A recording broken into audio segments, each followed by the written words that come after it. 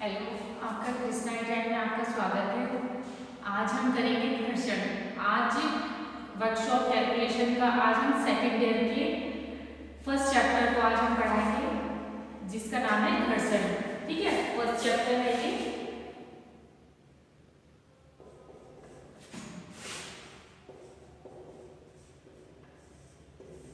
घर्षण, ठीक है। ये घर्षण होता क्या है, इस चीज के बारे में मैं आपको बताऊंगी। इसके नियम क्या कौन से होते हैं और इसकी कौन सी प्रतिक्रिया होती है, इसके घर्षण के कौन से लाभ होते हैं, इसके गुण कौन कौन से होते हैं। ठीक है, ये इस चीज के बारे में मैं आपको बताऊंगी कि घर्षण होता क्या है। घर्षण की जो परिभाषा होती है ये होती है कि जब कोई वस्तु किसी धरातल पर सरकती है या सरकने का प्रयास करती है तो उस वस्तु को धरातल के मध्य एक विपरीत बल पैदा होता है जो सरकने से रोकता है एवं बाधा उत्पन्न करता है। इस विपरीत बल को हम क्या कहते हैं, घर्षण कहते हैं। ठीक है, इस चीज को देख लो। घर्षण क्या बोलते हैं इसको, घर्षण को जब कोई वस्तु किसी धरातल पर सरकती है या सरकने का प्रयास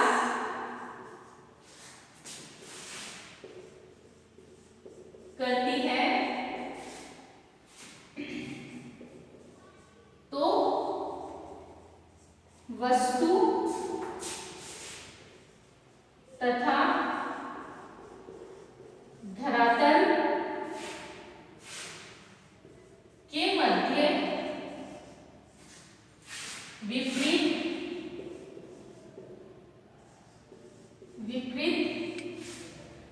बल पैदा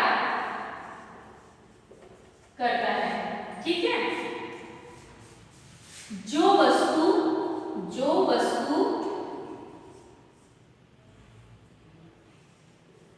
को सरकने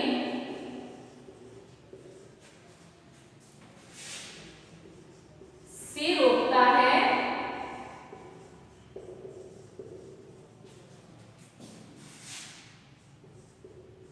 बाधा उत्पन्न करता है, बाधा उत्पन्न करता है। इस विपरीत बल को क्या कहते हैं, हम बल को घर्षण कहते हैं।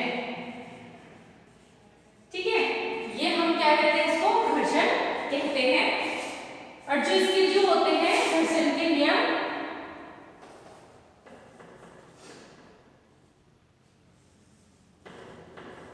घर्षण के नियम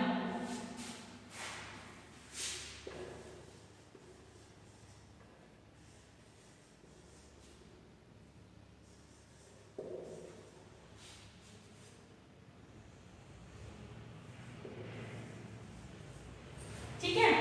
अब क्या करेंगे हम, ये तो हो गए हमारी घर्षण की परिभाषा की हम घर्षण को क्या कहते हैं। जब कोई वस्तु किसी धरातल पर सरकती है या सरकने का प्रयास करती है तो उस वस्तु को हम क्या कहते हैं, धरातल के मध्य विपरीत बल पैदा करता है और जो वस्तु को सरकने से रोकता है तथा बाधा उत्पन्न करता है, इस विपरीत बल को हम क्या कहते हैं, घर्षण कहते हैं। ठीक है, इतना क्लियर हो गया हमारा कि हम घर्षण किस चीज को कहते हैं, घर्षण से हम क्या क्या करते हैं।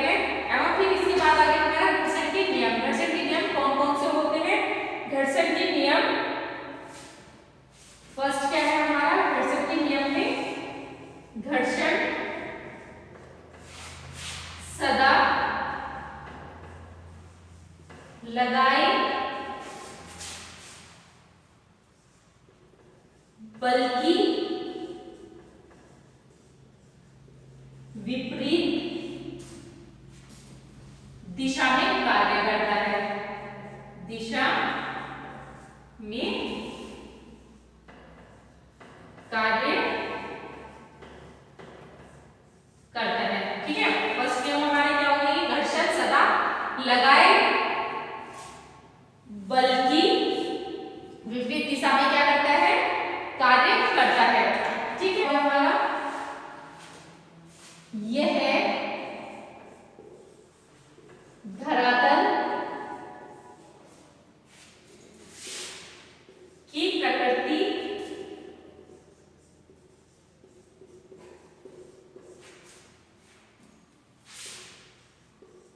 पर निर्भर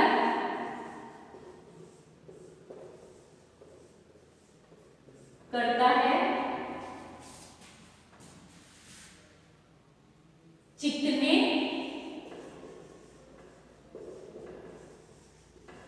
धरातल पर कम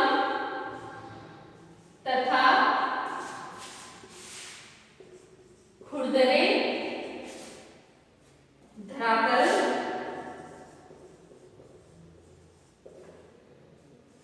पर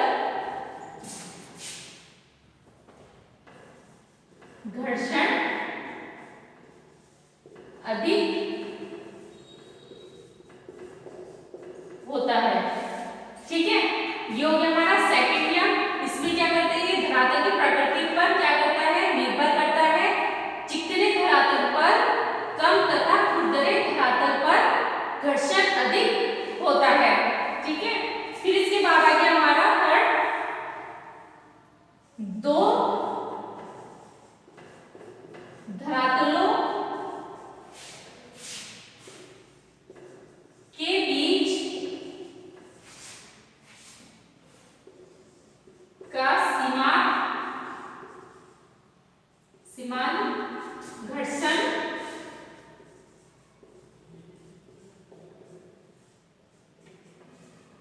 उसके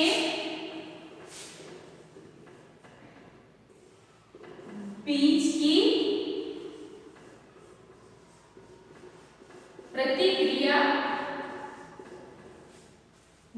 प्रतिक्रिया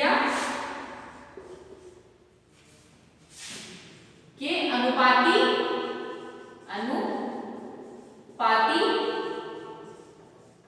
होता है।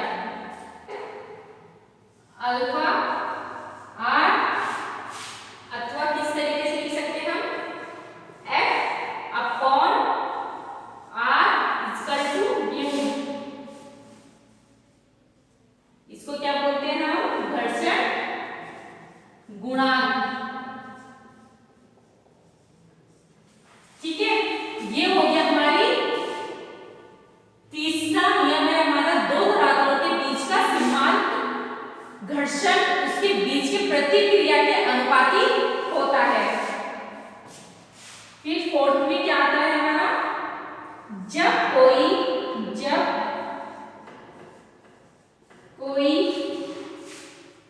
वस्तु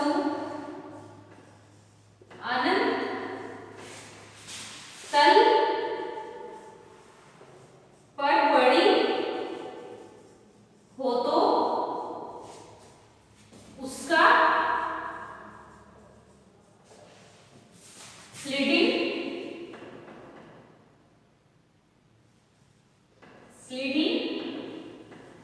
एंगल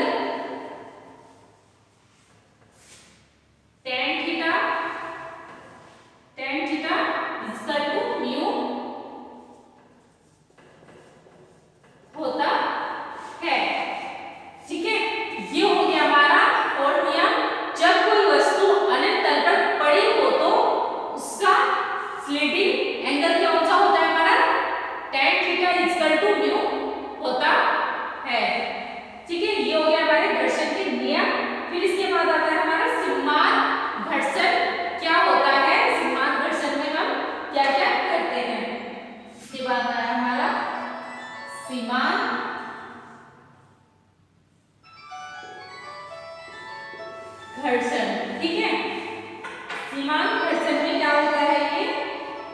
इसकी जो लिमिट होती है, जब किसी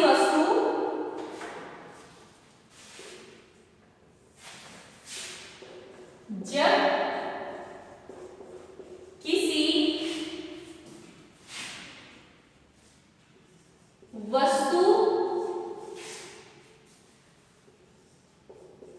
को चलाने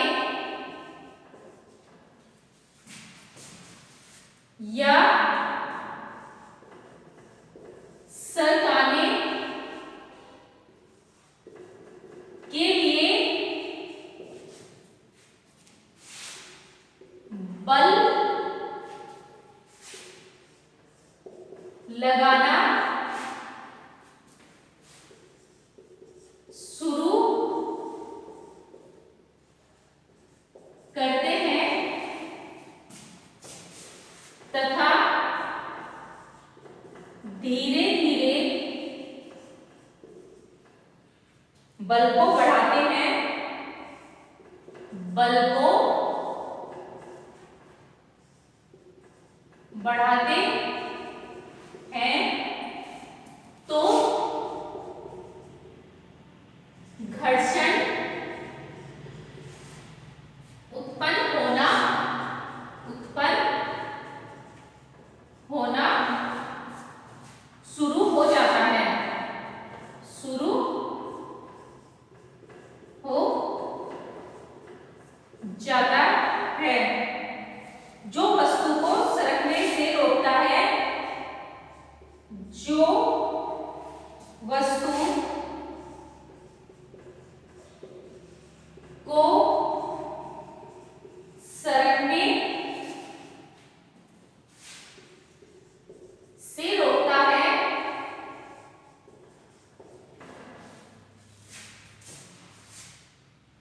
एक ऐसी स्थिति आ जाती है,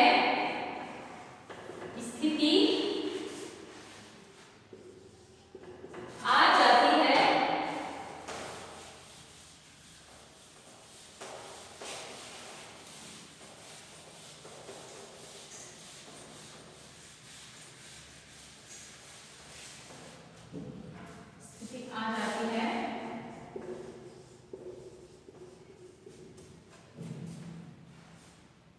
कि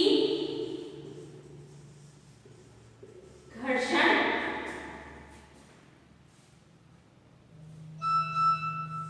बल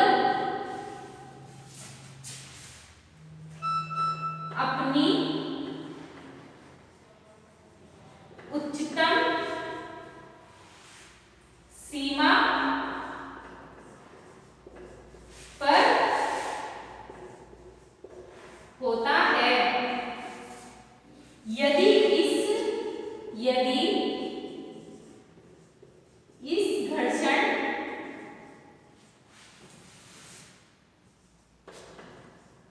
बल से अधिक बल लगा देते हैं तो वस्तु चलना शुरू कर देती है। तो इस उच्चतम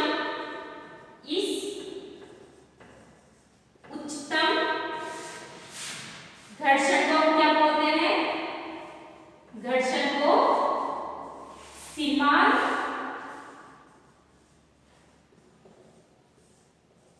घर्षण कहते हैं। ठीक है, ये हो गई हमारी सीमांत घर्षण की परिभाषा कि हम इसको क्या बोलते हैं। जब किसी वस्तु को चलाने या सरकने के लिए बल लगाना शुरू करते हैं तथा धीरे धीरे बल को बढ़ाते हैं तो घर्षण उत्पन्न होना शुरू हो जाता है, जो वस्तु को सरकने से रोकता है। एंड एक ऐसी स्थिति आ जाती है जो घर्षण बल अपनी उच्चतम सीमा पर होता है। यदि इस घर्षण बल से अधिक बल लगा देते हैं तो वस्तु चलना शुरू कर देती है। तो इस उच्चतम घर्षण को हम क्या बोलते हैं? सीमांत घर्षण बोलते हैं।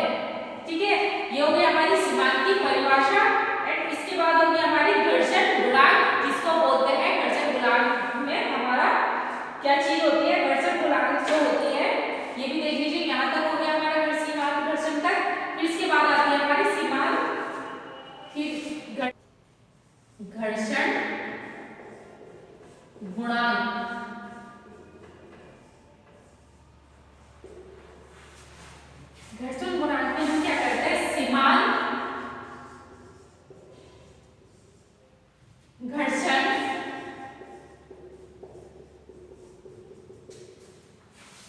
तथा अभिलंब प्रतिक्रिया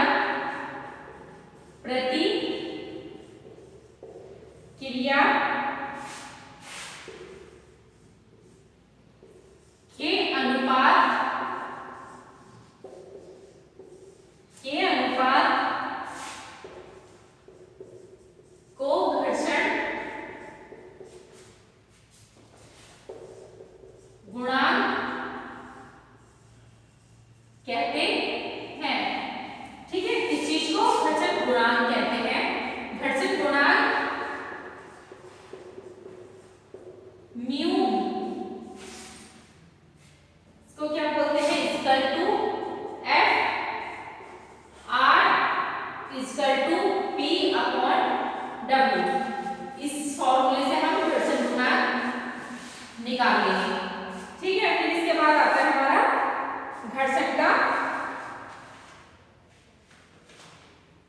घर्षण के लाभ कौन कौन से होते हैं। ठीक है, हमें घर्षण से कौन कौन से लाभ होते हैं, इसके बाद आएगा हमारा घर्षण से लाभ।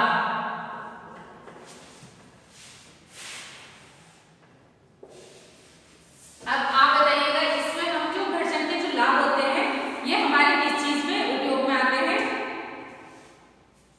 घर्षण के लाभ से हमें दैनिक जीवन में घर्षण बहुत महत्वपूर्ण कार्य करती है। जैसे कि घर्षण हमें चलने की सहायता करती है, परंतु यदि घर्षण नहीं होता तो हम चलना असंभव है। ठीक है, फिर दूसरी तरफ चिकनी सतह पर घर्षण बहुत ही कम होती है, चलना बहुत कठिन होता है।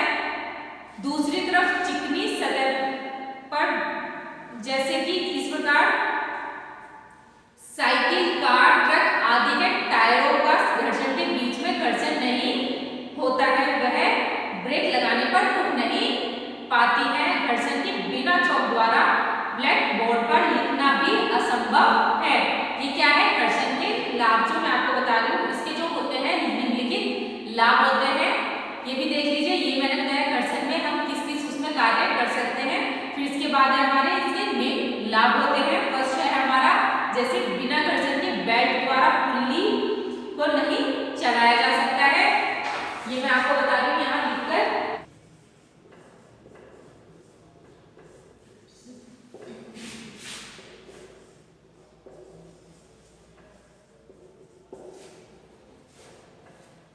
घर्षण के लाभ फर्स्ट क्या है, मैंने आपको बताया था फर्स्ट में मैंने आपको क्या बताया था कि बिना घर्षण के बेल्ट द्वारा पुल्ली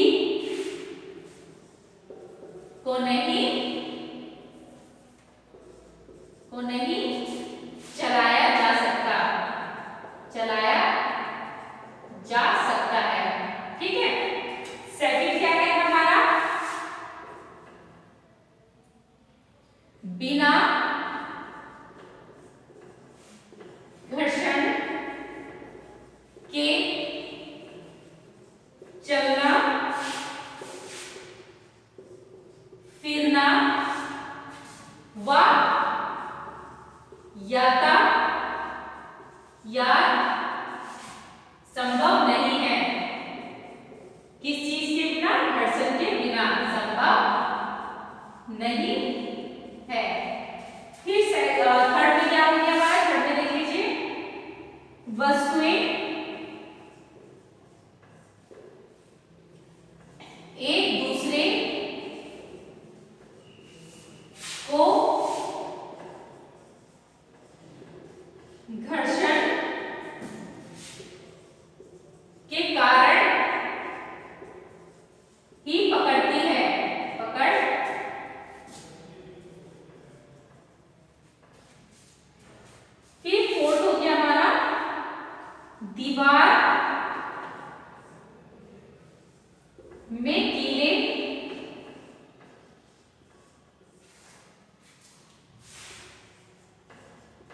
घर्षण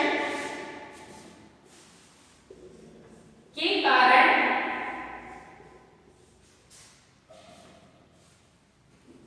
ही रुकती है।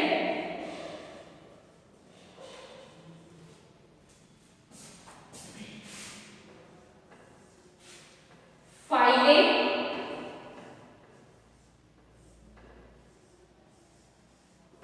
के दांते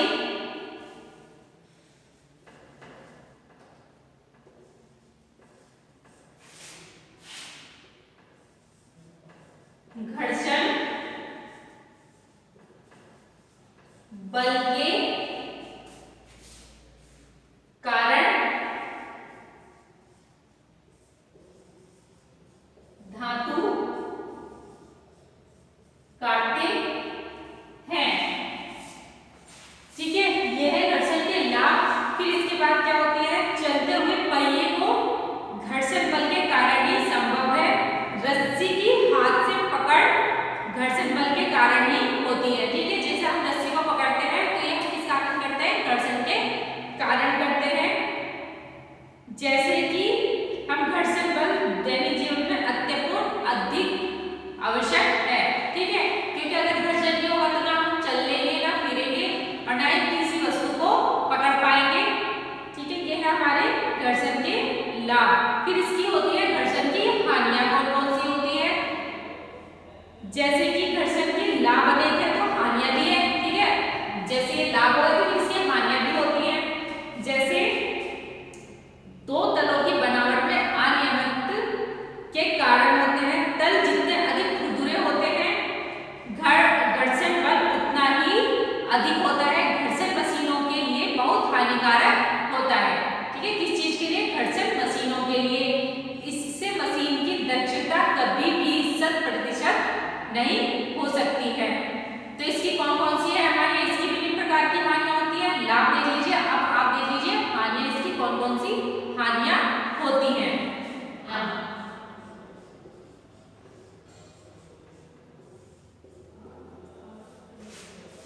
फर्स्ट आप बताइए, जैसे इसके लाभ है तो इसकी हानियां कौन कौन सी होगी। मशीनों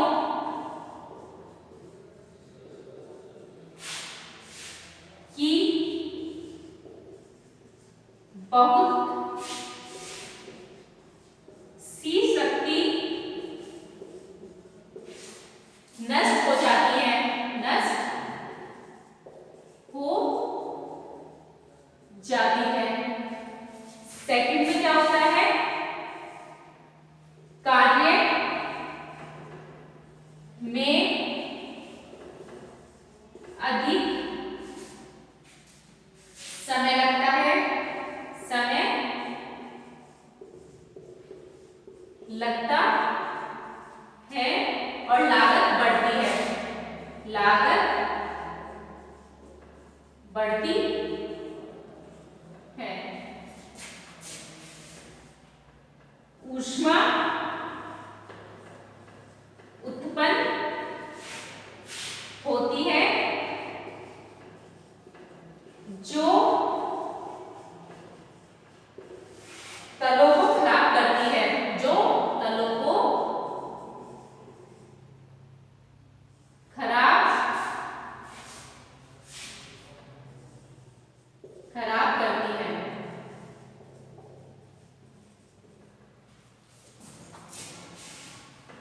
पुर्जों का कार्य काल कम हो जाता है, कम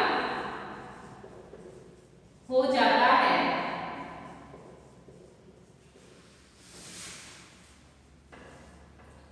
फिर मशीन की